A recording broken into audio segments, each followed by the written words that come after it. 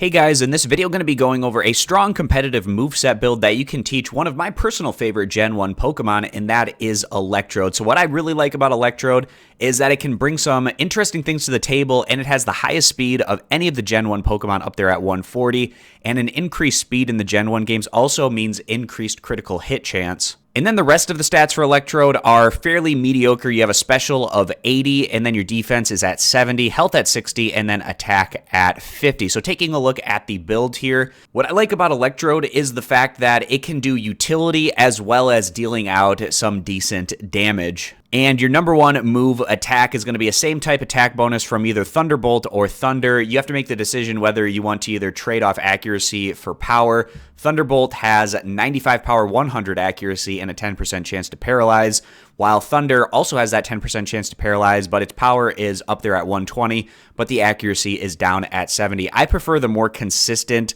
damage that Thunderbolt brings to the table, and it also helps the fact that Electrode has the highest critical hit rate of the Gen 1 Pokemon at 27.45%, again, given its very high speed stat, so that's going to increase the likelihood that you can put out that extra damage. Personally, I don't think giving away the 30% of accuracy is worth the increase of 25 in power, but that's just a personal decision. Also, Thunderbolt, you get more that you can use in battle, so that's also something to keep in mind. Now, unfortunately, Electrode doesn't learn any electric type attacks, which is kind of strange. So we're going to go over to our list of TMs, and Thunderbolt, very straightforward. It is a prize for defeating the third gym leader, Lieutenant Surge. Thunder, you can get later on in the game, TM at 25, whereas Thunderbolt is TM 24. But that Thunder TM is going to be found over at the Kanto Power Plant. And taking a look here at the Kanto Power Plant, Thunder is going to be found in the southeast region of the Kanto Power Plant. That's where you're going to be able to pick that one up. Moving on to move number 2, we have Thunder Wave, which is a utility move that has 100 accuracy. It paralyzes the opposition. Thunder Wave is going to be TM 45. It's picked up over on Route 24, which is just north of Cerulean City, and it's going to be by this northwestern plateau. That's where you can find the TM for Thunder Wave.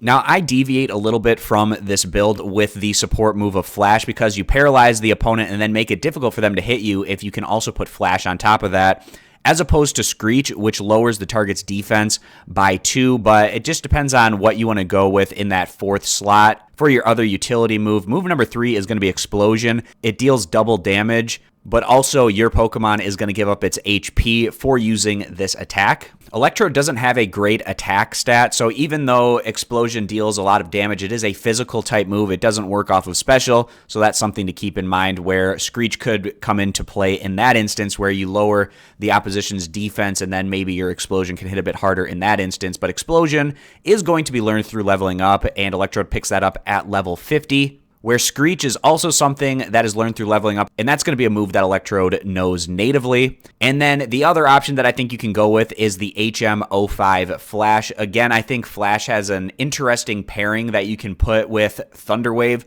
having the opposition being paralyzed, which makes it difficult for them to attack you in the first place. And then if you have a Flash on top of that to reduce their accuracy, then they're going to be in a position where they're going to have a hard time hitting your Electrode while you're dealing out consistent damage with Thunderbolt or hitting really hard with a Thunder attack. And then if you're in a last-ditch effort where you're not able to do anything else useful with your Electrode, you can also throw out an Explosion to deal a ton of damage to your opposition. And that's going to round out this build for Electrode. If you're interested in checking out the resources used in this video, I'll have links posted down in the description. I appreciate you guys stopping by. Consider subscribing, and I'll catch you back here next time.